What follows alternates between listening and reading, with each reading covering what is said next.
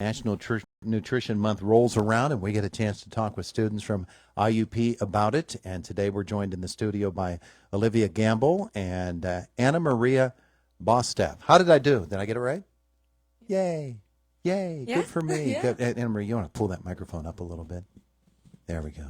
There we go. Our conversation is brought to you by Marcus and Mack, voted best personal injury law firm in the Best of Indiana County contest. Marcus and Mack, a law firm representing injured people. So it's National Nutrition Month. Olivia, you were here last year, right? Yes, I was. Yeah. And you had told us about a number of events. I'm not going to ask you to think back and remember those ones because you've got new events this year. Yes, we do. Yes. What you got coming up? So we normally do the same events annually, but we've got some different things going on. Our first event is going to be a smoothie sale. That's during the 8th of March. And then we've got a crockpot cook-off on the 22nd and a speaker event on the 29th. We're inviting in Elizabeth Dunn, who works at UPMC. Uh-huh. Well, it sounds like a lot of fun. Yeah, it will be. It sounds very tasty, too, doesn't it? Yeah. Mm-hmm. Smoothies. Do you have a favorite smoothie? I like blackberries and blueberries and raspberries if I had to pick a favorite. But this year we're doing banana, coconut, and spinach. And those are really good. Wait a second. Banana, coconut, and spinach. Yep. In a smoothie. Yes, it's a lot better than it sounds. I was surprised by it last year when I tried it. I'm just trying to picture them all together in the blender. I think I can buy that. That actually does sound kind of good. Mm-hmm. Yeah. All right. So the smoothie sale. Tell me when this is. Sure. So that is on March 8th from 11 to 2. We are going to be in the hub outside of our fitness center. And smoothies are going to be $2 a piece, and students can buy them, or anyone else who comes by, either with cash, or we also have Venmo set up for that event. Oh, yeah. So I could stop by and get a smoothie that day? Yeah, absolutely. Oh, cool. What time again? 11 o'clock to 2 o'clock on the 8th of March. That's next Wednesday, isn't it? Yes, it is. Coming up fast. Boy, oh, boy. Now I know what I'm having for lunch that day. Did you say spinach, coconut, and banana? Yep. Yes. All right. It sounds good. What do you mix it with, though? We also Just have those in there? Spinach, coconut, banana. The coconut's from coconut oil, actually. Oh, It's coconut oil. We use, I believe, almond milk. We usually have some like flax or chia in there, which is really good for your health as well. And I believe that's the major ingredients. I'm doing a grocery shopping trip on Monday, and I will be walking out of the store with about 50 bananas. It'll be interesting. So we'll make sure we got everything set up for them. Well, it sounds like fun, but it does point out something serious about Nutrition Month is that you can make it tasty and also be nutritious, right? Yeah. Yeah. All right. Terrific. All right. So the second event you mentioned was? We have a crockpot cook-off coming up in about 3 weeks from now. Roughly 3 weeks from now. I've got it on the sheet here that was sent to me ahead of time. Crockpot Cook-Off, open to spectators, March 22nd, 3 to 5 p.m. at the Hub, Susquehanna Room. Yep. So anybody can enter this? Yeah, anybody can enter this. So far we have a couple teams of students and people from the Indiana community. It is open to anybody to enter or to attend the event. It's on March 22nd from 3 to 5 p.m. in the Hub Susquehanna Room. And for $2, you can come and sample soups and cast your vote for your favorite. There you go. So it's competition. Yeah. Are either of you entering? We both are. Yep. Really? Really? All right. Olivia, what are you making? So we're actually in a team together with another classmate of ours, and we're using a family recipe of hers. It's going to be a cheddar broccoli soup with barley in it. This year's challenge ingredient is whole grains.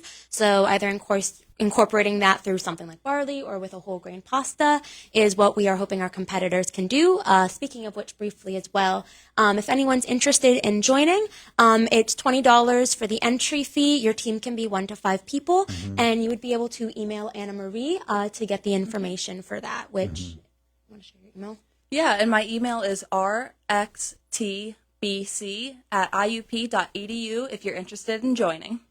rxtbc@ip.edu. Correct. Cool. So, Anna Marie, you and Olivia are on the same team? Yep.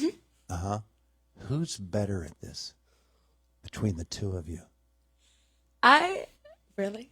I think Olivia is. She gave you the title, Olivia. How do you feel about that? I I guess I'm happy If about you it. want to go like this for our Facebook folks that are watching Absolutely. this morning, Yeah. there you go. I love cooking, so I'm always happy when people like my cooking. She does have a little bit of experience on me, though. She's a little bit older, so maybe her experience will win out over. So I think I'm better at eating soup. So Well, why not? I'll take that. Why not? So you're coming up with your recipe, but others are coming up with their own, and you're all going to see. But you said a challenge ingredient, which means all of the recipes have to incorporate this one ingredient? yep, all recipes have to incorporate a whole grain in some capacity. Okay. Oh, that's easy to do. Yeah. That's not a problem. Whole grains are easy to find these days, aren't they? Yeah. And we can actually identify them these days, which were in the past we didn't really think about that. But you guys are in that. You're in the profession now. Now you said there are 3 events, right? Yes. What's the third? The last event is going to be our speaker event with Elizabeth Dumm. She's a registered dietitian who works at UPMC. She's doing some research on spinal cord injuries, and she's going to be coming to talk with us on the 29th at 7 o'clock p.m. in the Humanities and Social Sciences building, also known as Jane Leonard Hall. And it's going to be about adaptive sports and sports nutrition. Okay. Well, this is interesting because spinal cord injuries, adaptive sports, sports nutrition, they all have a connection to nutrition that maybe we don't think all that much about, right? Yeah. Yeah. Okay. What would be some of the things that, when we're thinking of sports medicine or training for running or for whatever your sport might be, what are some of the things that we look to do? I think one of the biggest things is definitely making sure you're getting enough calories, enough carbohydrates especially, and I know carbs always get a really bad rep, but they are super important to make sure that your muscles are fueled to keep you going. And then also just making sure you're getting in enough healthy fats and protein to also kind of help fuel your muscles and help keep you full throughout the day. Yeah. One of the other things that has always fascinated me, because I'm a runner, is the idea of hydration, but hydration with a purpose. And getting the proper minerals. Is water the best option, or are there others? So I believe for the average athlete, water should be fine. But if you're doing any more high intensity training or you're working out for like an hour at a time, that's when getting things that have electrolytes in them would be beneficial. Yeah. Pedialyte's become the big thing, hasn't it? Yeah, I know that's one. I know Propel's another big one. Gatorade, a whole bunch of those sports drinks are pretty good. I know a lot of times things like Gatorade can be pretty high in sugar, so they do recommend, like endurance athletes, it's a lot better for them because it's more of a quick energy spike. Yeah, you're going to burn that sugar off while you're doing the event. Yep. Yeah, that's the thing. If your cool down drink is Gatorade while you're just pouring sugar into your body, and then you're sitting. or you're resting then. But if you're going to be in the midst of training or running or racing or whatever that happens to be, whatever your sport is, then you're going to burn some of that sugar off. Oh yeah.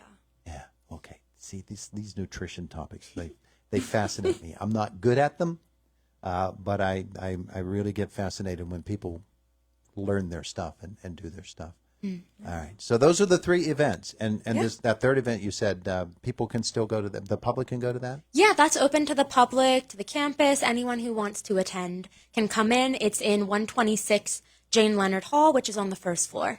It's the great big new building. Yep, the great big building in the center of campus is what I like to think of it as. Yeah, it's a nice building. Yeah. Okay, so there you go. All of those events. Now let's meet the 2 of you. Olivia Gambill, as I said, you were here last year. You a senior now? No, I am only a sophomore. You're only a sophomore? Yes. Gee, we're going to see you 2 more years? Possibly. Great.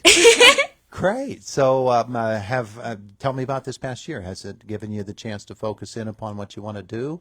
Have the educational options changed, or the career options for you? So since I'm still only a sophomore, I'm still getting a rather broad view of nutrition, just kind of learning the fundamentals and different jobs that I could do with it. I do have a lot more food nutrition classes this year, though, than I did my freshman year, so I'm learning a lot more about my major.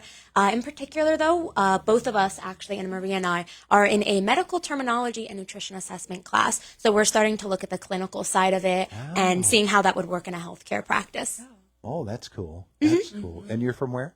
I'm from East Stroudsburg, Pennsylvania. So East Stroudsburg? yeah, all the way on the other side. IUP plays East Stroudsburg on Saturday in the, Oh, really? in the PSAC playoffs? Well, it's going to be challenging to figure out who to support then. Yeah, I was going to say, who you rooting for? Oh, I'm not sure yet. I'm going to have to think about that one. Anna Marie, you're in Indiana. I am. One in Rome.